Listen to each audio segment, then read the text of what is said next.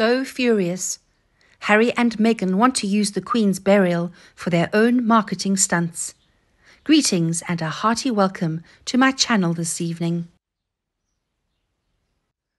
How will the public evaluate the media and the royal family in the future, based on how they have handled the Sussexes at a time when a large portion of the world is in mourning for Her Majesty Queen Elizabeth II?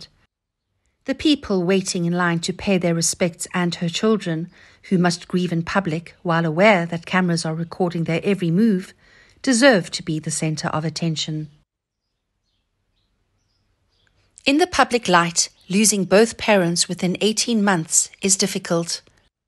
When he mentioned that Harry and his wife were making their homes abroad, Charles referred to him as the overseas son, in his own words. Who knows why, but certain journalists and media organizations, particularly American ones, are concentrating on the Sussexes. Are they receiving compensation from Sussex PR as a result of some of the publications' disrespect towards the royal family during the time of mourning? They ought to return home, where they are welcome, if the United States media adores them so much. Some so-called reporters are unable to correctly state basic facts, such as the fact that Scotland is a part of the United Kingdom, when Scobie stated that the Queen would depart Scotland for the UK, as Richard Eden of the Daily Mail pointed out. And this is given that he was born in Wales and now resides in England. It seems strange that Scobie cannot recall the UK's individual nations. The unofficial mouthpiece has recently shown signs of forgetfulness, but according to the legislation, there are some meetings and events you simply cannot forget. What else has he recently forgotten? Harry's criticism of the Queen was made public through the fictitious Archewell Foundation, charity or business, and it appeared to be a rewrite of the King's inaugural speech written by his wife.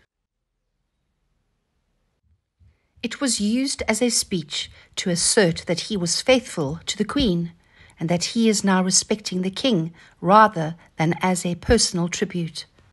Harry presumably does not know what a dash is, but his statement included several of them, which is odd for a personal statement, but a regular technique for his wife's remarks. Even the typical trigger buzzwords that Meghan uses have been included. So the bare minimum that Harry could have done is to write it himself. However, it is obvious that he didn't have much input. It wasn't even Harry. The idea was to sound official.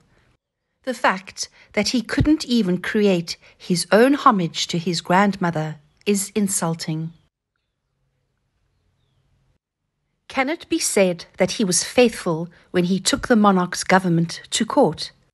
When he said that the Queen and his father were both poor and unloving parents, and that he had no choice but to flee from them, did he do it with love and affection? Choose between Harry the hypocrite and the puppet prince, please. Compare Princess Anne's beautiful and emotional homage to her mother as a daughter to her own life of selfless devotion to the country. Most importantly, she thanks everyone for sharing in her sorrow, which is a shared loss, and shares this personally with the nation. Harry's speech gave the impression that this was a contest to see who could write the finest memorial, but it wasn't. Yes, many of the individuals I know who made it to the conclusion of the book felt sick after reading it. The Queen, who yesterday night bid farewell to Scotland, was welcomed back to Buckingham Palace by her children and grandchildren, including their spouses. There have been contentious discussions concerning who is allowed to attend the burial wearing a military uniform. There seems to be a difference between retiring and leaving the service. We all know deep down that Harry wanted to wear his uniform, despite the fact that many of his fellow soldiers had little regard for him in private. Harry felt compelled to make a statement via his PR on the subject, claiming that he did not need to wear a uniform to remind the world of his decade of service in the army. They are not, by the way, permitted to discuss this publicly. We also know that because of his position, the army permitted Harry to stay on after the Las Vegas event, although any other soldier would have been dismissed for acting in that manner. As a nation, we are mourning in our own ways while attempting to go on, but circumstances have changed. We must adapt, but it is difficult when we are aware that there are those who are eager to use this time of transition for their own ends. Go home, Harry the traitor. Go home, Meghan Markle. And go home, Harry and Meghan have all surfaced and are currently trending. The public's response is what it is, and the Sussex PR has very little control over it. And then this wife appeared at Buckingham Palace fully bronzed, as if she was going out to a club in Ibiza. Why would you do that and apply fake tan again? Is she still trying to play the race card? One merely does it to help the cameras take good pictures. This was an opportunity to be courteous and humble, but this woman failed once more, since it was all about how she would look on video. While I do think that Harry is grieving, does he permit this wife of his to utilize this awful and sad occasion for public relations efforts and to try to repair the recent bad press? Are they exploiting the Queen's passing for their own commercial gain? If this is indeed the case, it is extremely disgusting and shameful. The nation doesn't want them here, but we must accept that they will attend the funeral. However, in the public's eyes, this wife should not be with the main family. She shouldn't be there because of her public criticism of the Queen's family, the monarchy, and the nation's citizens is far too harsh and hypocritical. Now, out of respect, grieving calls for simple neutral makeup without any bright hues or bronzer, and most definitely no false tan. Have you ever seen someone wear heavy eye makeup and lots of mascara to a funeral service, knowing that they will cry and ruin it all? Once more, it looks like she is doing this so that the cameras may capture her face via the car window.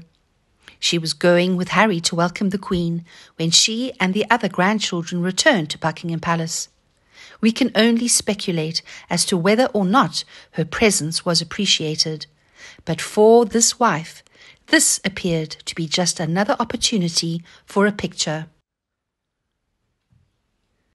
With the loss of the Queen, there is a void that we were aware would exist, but did not anticipate it to be this profound and acute.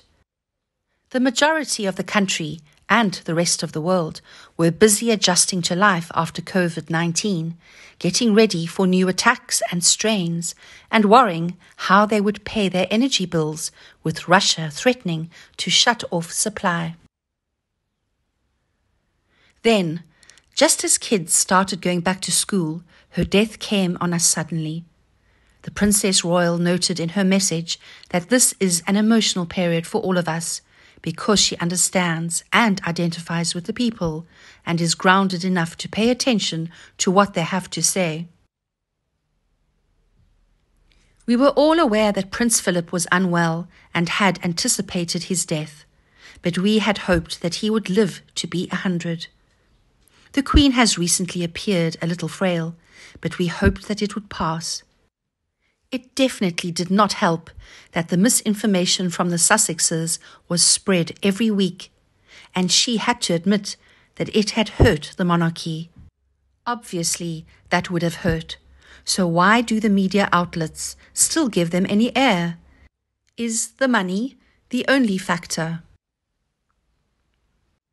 We all remember fondly when the Queen joined us for Christmas every year, and whether or not we were arguing over the chocolates as her speech was broadcast. I did meet her once when I was a child. A poignant moment was when the Queen's hearse returned to London. The lights had been left on when she returned home to help her find her way. We can only hope that the media will respect this moment and refrain from focusing on William and Harry today when they pass by her coffin in a manner reminiscent of when they did the same with their mother Diana.